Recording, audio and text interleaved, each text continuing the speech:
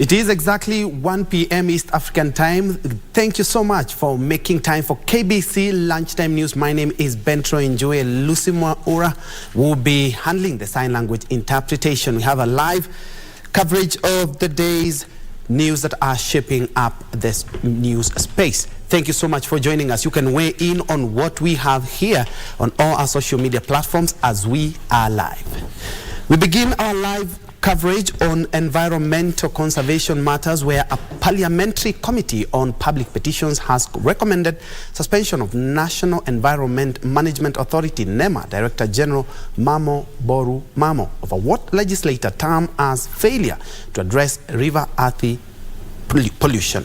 The committee chaired by Kitui East MP Nimrod Mbai made the conclusion after visiting the polluted river downstream at Mwala in a public hearing exercise following a petition presented by resident through area legislator Vincent Musyoka. The chairman observed that continuous pollution of the river will put the multi-billion Thwake Dam project at risk, noting his committee had conducted chemical analysis of River Athi waters and revealed shocking results of contamination with dangerous carcinogenic elements that cause cancer. The legislators recommended harsh penalties for those who pollute the environment as a deterrent measure.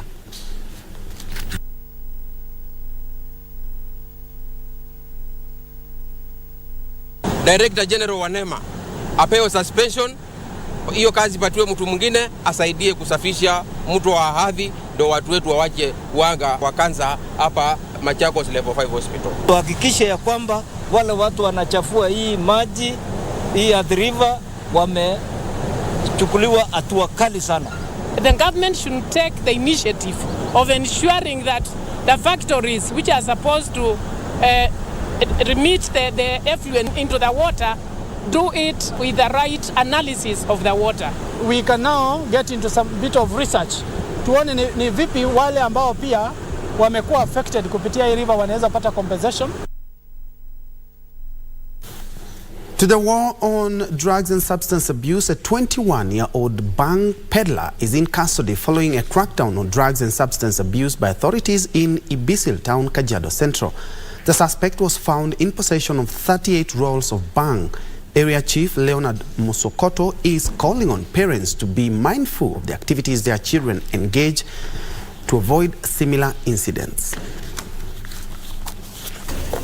Tupate amani Ibisil, watoto wetu wawe wazuri, warudi tena kulingana na vile walikuwa wameharibika. Tunapoficha hawa watoto wetu kufanya hii maneno, ni hapo ndo tunaiendeleza kuifanyia watoto wetu vibaya.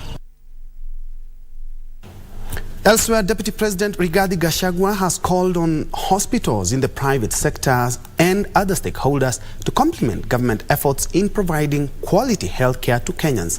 He reaffirmed the government's commitment to ensure quality health service for vulnerable Kenyans, citing the current reforms at the National Hospital Insurance Fund. The Deputy President spoke this morning when he joined participants, including children, in the Heart to Heart run in Nairobi. He noted the current hospital initiative has become a symbol of passion, resilience, and hope for children and families affected by congenital and rheumatic heart diseases. Over 200,000 children above the age of 18 suffer from heart-related diseases.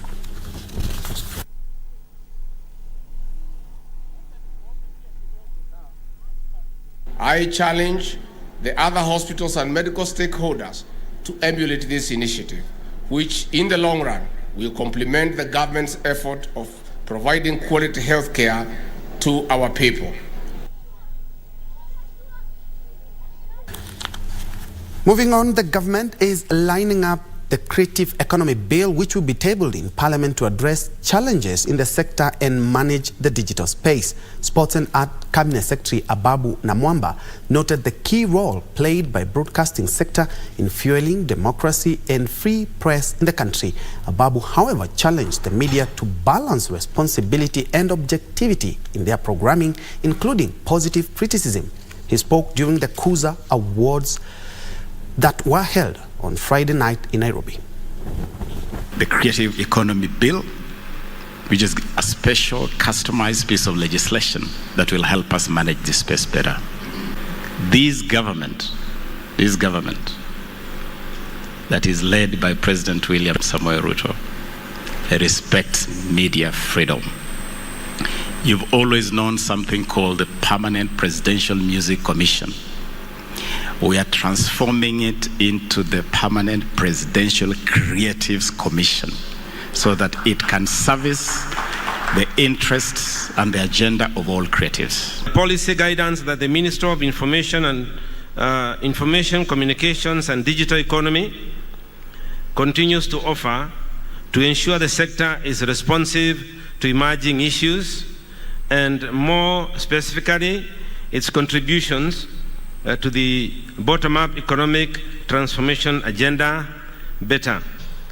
And our aim in the next financial year, ladies and gentlemen, we want to see how we invest a little bit more the Universal Service Fund resources for the broadcasting space. We've done quite a bit of work in the telco space, but it's high time that we looked at the unserved and underserved citizens in the broadcasting space. Moving on, Kipkelion East MP Joseph Cherorot has defended the 2023-2024 budget, saying the government is keen on reducing the public debt by reducing borrowing and ensure it can self-finance. Cherorot urged Kenyans to pay taxes so as to facilitate development projects across the country, adding that this is the model used in developed countries for growth and success. Speaking at Londiani Girls Boarding Primary in Kipkelion East constituency, Cherorot implored on Kenyans not to be worried on the budget's implications, saying the government means well for Kenyans. Ukiangalia even the tiger countries, wale wameendelea, ukijaribu kuangalia, the secret is about taxes. So we are not, the government is not there to frustrate you. Meanwhile, the Busia County Woman Representative Catherine Omanyo has taken a swipe at the legislators who endorsed the finance bill in its second reading, adding that passing it is tantamount to burdening Kenyans. Aibu kwa wale walipiga kura hiyo bill ya finance ikapita. Inamaanisha hawapendi wa Kenya. Addressing a women's group while distributing checks in Budalangi and Funyula constituencies, Omanyo noted there is need for the bill to be amended to lower the cost of living. Bado nasema no, ni paka wenyewe tunawarudi kutoa na kuongezea yako sasa zenye zinafanya wananchi. Omanyo was among 7 other members of parliament who did not take part in the voting process after they were suspended from attending House proceedings. Dorina Range for Lunchtime News. Now, police officers from Kikuyu Sub-County in Kiambu County have arrested 2 suspects and recovered 51 donkeys after raiding a homestead linked to the prime suspect of an illegal slaughtering syndicate at Dagoretti Market. The suspects later led the police to an abattoir in the area where officers confiscated a large stock of donkey remains. Kikuyu Deputy County Commissioner Eric Wamurefu said donkey theft is on the rise as most of them are stolen from other regions in the country and brought to Dagoretti for slaughtering. The incident comes days after 40 donkeys were found slaughtered in Gumbi Forest, Limuru constituency. Residents say they live in fear of an outbreak of diseases caused by the consumption of meat not inspected by public health experts.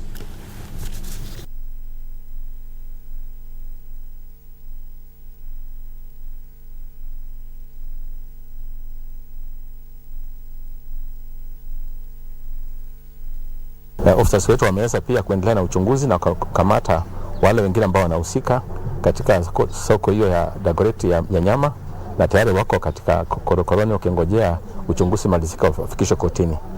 Pia tumeweza kupata karakana mingi sita sana tumeka katika hiyo biashara ya kuchinja, na tutatumika katika kuweza kupeleka kesi vizuri iweze kufollow katika koti yetu. Nyama unaletewa nyumbani, usiwe hiyo kataa, hiyo usikule na usinunue kwa sababu hujui imetoka wapi. Now, parents in Kakamega County have been challenged to embrace intersex children and support them to enjoy all the rights like other children. Assistant County Commissioner attached to the County Commissioner's Office, Jovins Okoth Wende, says the government is concerned that some parents are abandoning, killing or allowing gender change surgeries on their intersex children. At the same time, County Director of Gender, Children Services and Labour, Joyce Wafuko, warned that those found culpable of child abuse will face the law. They spoke during celebrations of the International Day of the African Child. Wakiona amezaa mtoto kama huyu, either wanawaua ama wanawaficha kwa nyumba. These kids have rights like any other kid in this country. Take them to school, give them any necessary support that is required of them. Tunaenda kuwa na sherehe ambayo inatusaidia kulinda nyinyi. Inaitwa Social Protection Policy ambayo tunaungana na serikali kuu kuona ya kwamba hakuna yeyote ambaye atatulumu mtoto.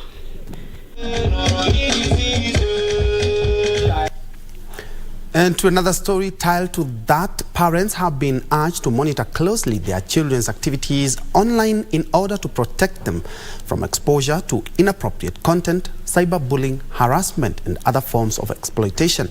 Speaking during the International Day of the African Child celebrations held at the Isiolo Police Grounds, Isiolo Governor's spouse Habiba Guyo called for parental vigilance in online content consumption of their children to protect them from online abuse. Isiolo County Commissioner Geoffrey Omondi warned national government administration officers that they risk severe action if found guilty of inaction in instances where children's rights are violated.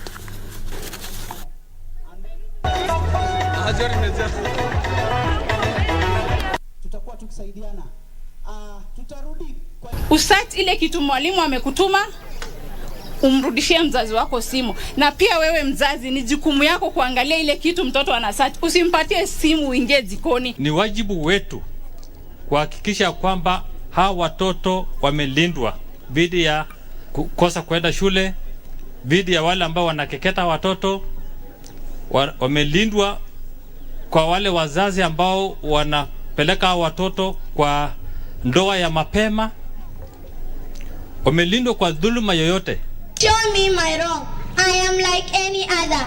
Teach me to dream and I will become. I am an African child. Very well, at about 12 minutes past the top of the hour, we are due for a fast break, but don't go away. We have more news when we come back, but allow me to appreciate Alfred Ongera, who said, keep up the good work. Krishna Babes, you say, keep up the good work.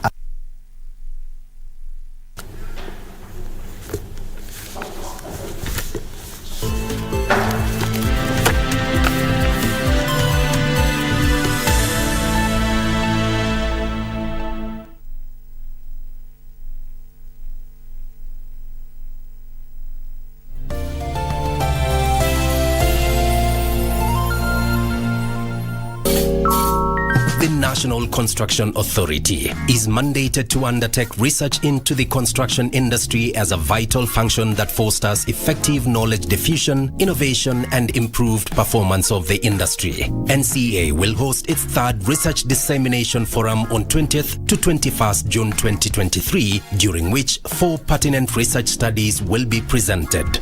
Follow the proceedings live on KBC Channel 1 and the NCA Facebook page, National Construction Authority, and YouTube channel, National Construction Authority, from 9 a.m. to 1 p.m. The National Construction Authority, promoting excellence in the construction industry. Iwapo unakohoa, unahisi uchungu kwenye kifua, uchovu kila wakati, joto jingi mwilini, unakosa hamu ya kula au kupoteza uzito haraka bila kukusudia, na kutokwa na jasho jingi usiku, waweza kuwa waugua TB. Nilikuwa nauliza kama kuna wine, so nisaidie juu hao nimepata kunywa wine wakaninyima. Uliza kunywa wine lini? I can see you've been filled in. Mlikuwa na sherehe huku na kuweka loud music, eh? Si uolewe ujenge kwako. Haina haja. TB yaweza kuangamiza jamii yako. Usikubali. Matibabu ni bila malipo katika hospitali zote za serikali.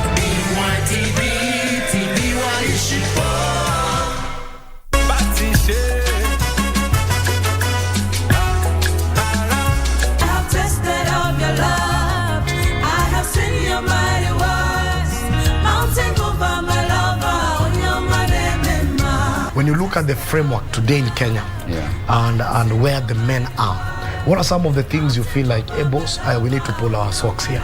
If masculinity is defined by how many women you have, they said 40 is the new 30, the new 20.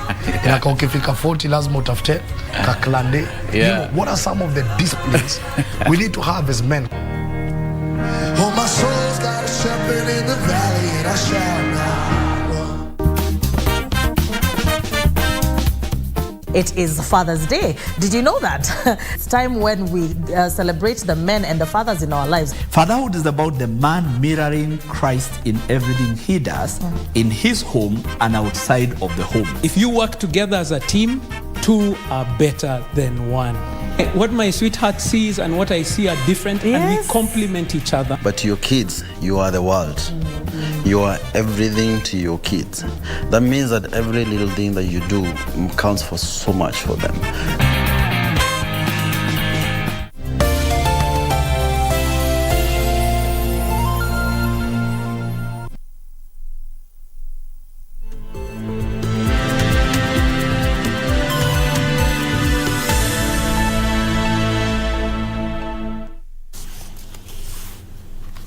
Welcome back, and many thanks for keeping it KBC. Now, students pursuing aviation courses in the country are set to benefit from affordable course packages following a partnership between Kenya and Ethiopia. Association of Kenya-Ethiopia Friends Chairman Njue said the country has signed a memorandum of understanding with Ethiopian Aviation University and Ethiopian Airlines in a bid to help Kenyan students study in the country. Akech said the partnership will offer Kenyan universities Kenya students wishing to study in Ethiopia a special package at lower rates.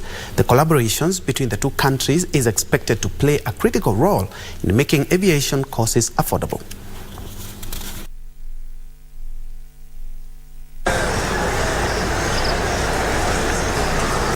We went into partnership with them for the purpose of giving us a very special package to enable any of our students that may want to go for further studies or to be trained as a pilot. As you know, aviation in Kenya and elsewhere is very, very expensive. So if you don't have the financial means, then it becomes very difficult. But at the same time, we also have students like we saw here today who really have a lot of interest. But it all depends, can they afford it? Can it be made possible? And this is the reason why we've come up with Ethiopian Aviation.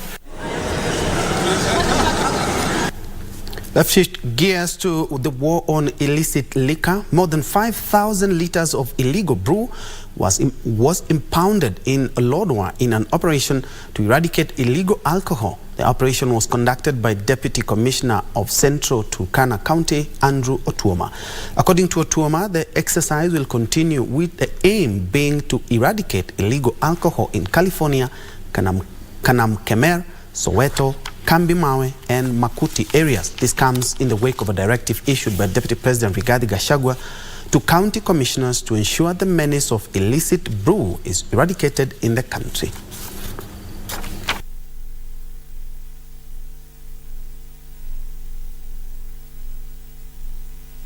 Na siku ya leo tumekuwa katika zoezi la kukabiliana na pombe haramu katika sehemu ya California, Soweto na yale maeneo yamezingira hizo vijiji mbili. Na siku ya leo tumeweza kumwaga zaidi ya lita 2,000 ya pombe ya kaada.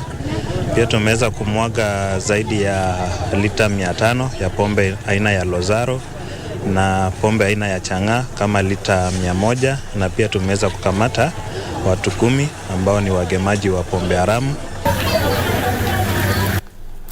Now, the National Hospital Insurance Fund is holding a free medical camp at Machakos Level 5 Hospital as part of their corporate social responsibility and to help strengthen its commitment to the community's access to health care. Dubbed as the NHIF Open Day, aims to support vulnerable populations in 12 counties, including Machakos.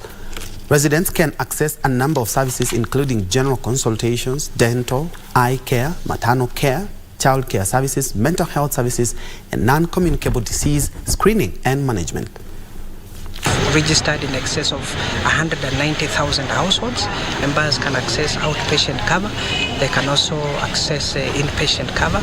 They can access surgical covers, that is minor surgery and major surgery, even major specialized surgeries. They can also access diagnostic services like CT scans and MRIs.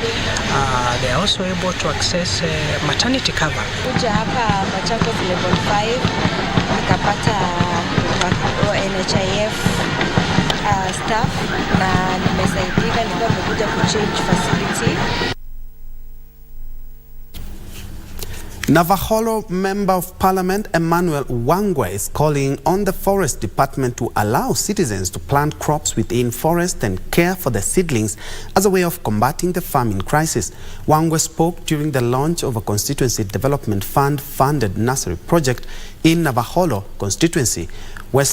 Western Commissioner Irongo Masharia, however, warned against interference with indigenous trees by farmers who are allowed to practice agriculture in the forest, saying errant farmers will face the law.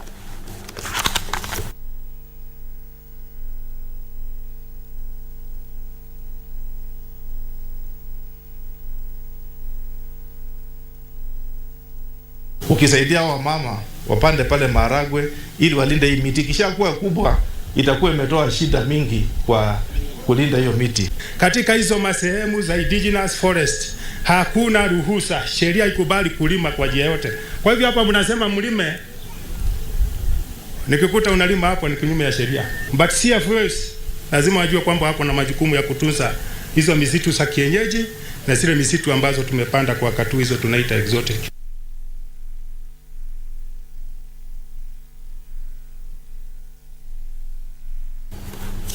The new Kenya Planters Cooperative Union KPCU has officially begun initiatives towards revitalizing coffee production in Kisii County.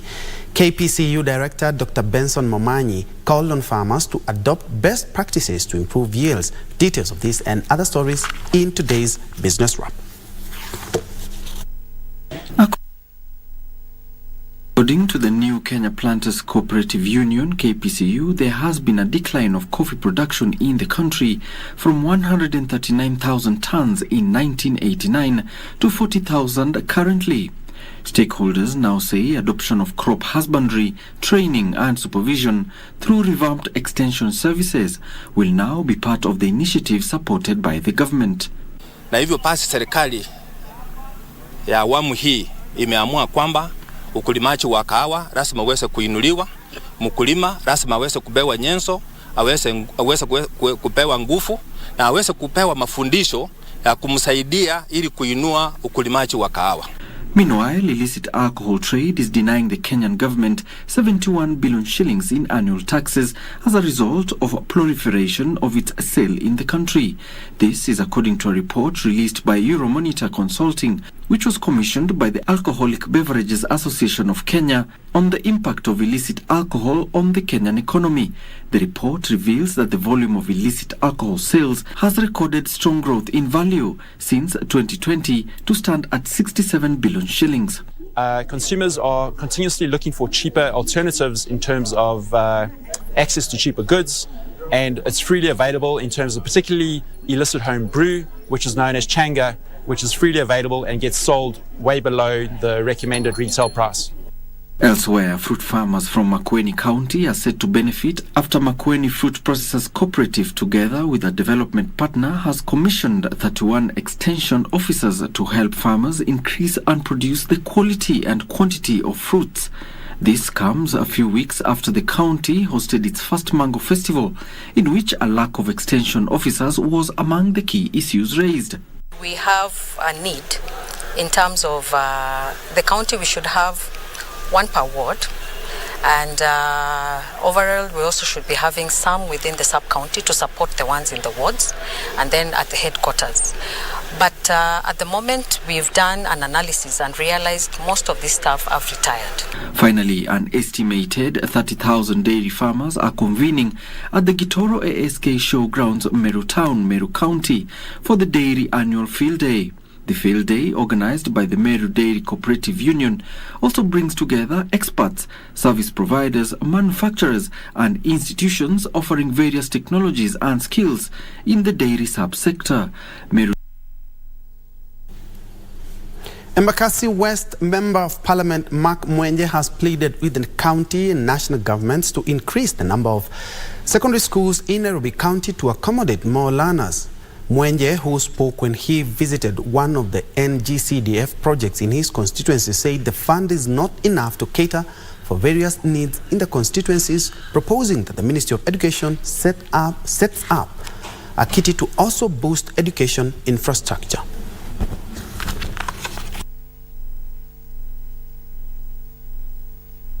Tungeomba sababu hata tukipata pesa ya NGCDF haitoshi.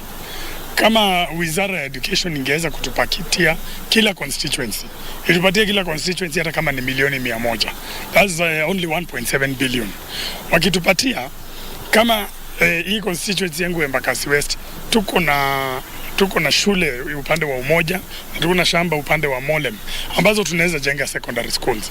Na rais mwenyewe alisema tuangalie kujenga secondary school pale ambapo kuna primary school kuna kiwanja. Na ndio maana unaona tunaongezea classroom 6 hapa. Tuko na zaidi ya wanafunzi 45,000 from Nairobi wenye wanakosa mahali in secondary schools. So sisi ile kitu tungeomba ni county government itupatie hizo mashamba. Tukipata hizi darasa na kama tutaweza kumaliza huo mjengo ambao ulikuwa umetarajiwa pia utaenda floor ya 3, itatumalizia congestion na itatusaidia kwa sababu kwa syllabus ya secondary school tuko supposed kufunza vitu zingine kama home science, computer science, lakini hatungeweza kufanya hivyo kwa sababu tunahitaji kuwa na vyumba vya kufanyia hivyo.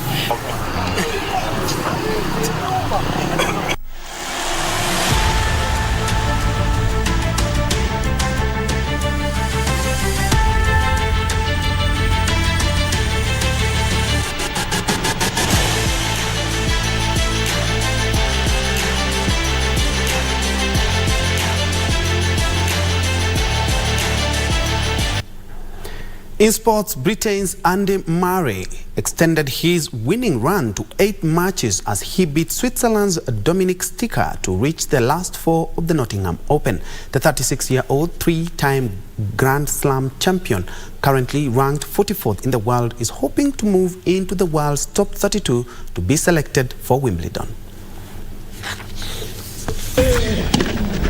Andy Murray made it through to the Nottingham Open semi-final after dispatching Dominic Stricker 7-6, 7-5. 8th seed Stricker took Murray to the tie break in the opening set, which the Brighton won 7-2 and included superb passing winner with Stricker at the net. Murray, who won the Surbiton Trophy on Sunday, his first title in the home soil since 2016, will play Portugal Nuno Borges in the semi-final. Elsewhere, Britain's Niall Scoopsy, along the Dutch teammate Wesley Koolhof, reached the men's double final of the Libema Open in Los Malen. The pair won 6-2, 6-2 against pairing American Maxime Cressy and France Fabrice Martin. Scoopsy and Koolhof will now play the duo Gonzalo Escobar of Ecuador and Alexander Nedovisov in the final.